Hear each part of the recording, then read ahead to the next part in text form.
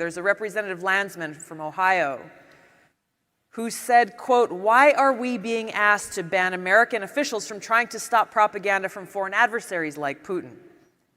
Why are some proposing we leave Syria, which Putin wants? Why is the call to abandon Ukraine continuing to emerge from some members?" He goes on to say, "Remember," and I'm quoting him, "remember, Hitler did this. He used Americans to spread his propaganda, and it cost millions their lives. Putin is doing the same thing." So, to be clear, this congressman from Ohio feels that Americans who dare to say, hey, we need to stop writing blank checks to fund this proxy war against Russia via Ukraine must be silenced. He feels that anyone who says, hey, we need to bring our troops home from Syria are Russian propagandists and must be silenced.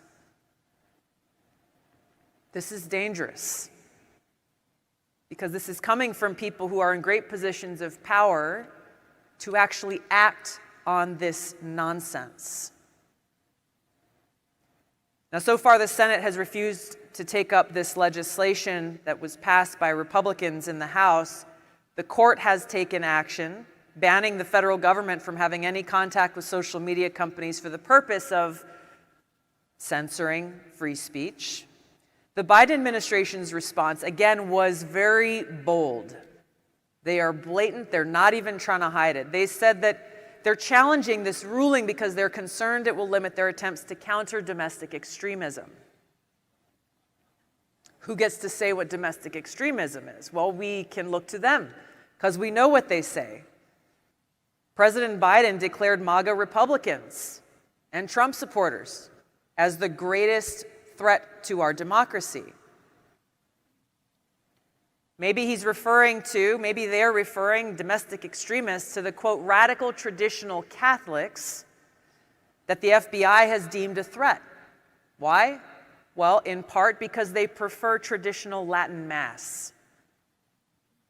Maybe it's the parents who are going to Board of Education meetings and protesting against the overt sexualization of their kids that's happening in our schools.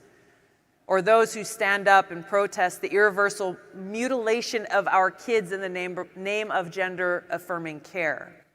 These are the people that our government, the Biden administration, sees as domestic extremists. These are the people that they want to silence. The Biden administration also expressed that this court ruling would cause, quote, great harm. They're telling the truth. It would cause great harm to their power, to their ability to control us by controlling what information we are allowed to read, what we are exposed to, whose voices we are allowed to hear. What's dangerous about all this is they're directly and indirectly using the national security state and law enforcement, the propaganda media and big tech, all working together in this cabal to silence those who hold views they find objectionable and therefore who threaten their power.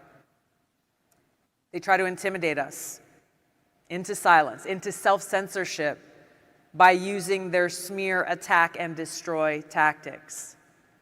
Hillary Clinton used it against me during the 2020 presidential campaign when she said I'm a traitor, a lie that was repeated over and over and over again. People actually believed this baseless lie. Mitt Romney called me a treasonous liar, which as a soldier is an offense punishable by death. Again, presenting no evidence, but calling me this because I said, hey, there are US-funded biolabs in Ukraine that the Department of Defense has reported that in the midst of a war could be compromised and create yet another global pandemic and crisis. We should probably do something about that. That was grounds for being called a treasonous liar.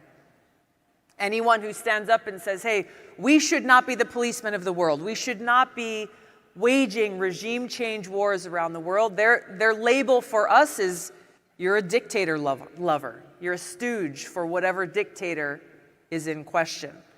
Senator Rand Paul being called a Putin puppet because he says we should have some accountability for the money and weapons that we are sending to Ukraine.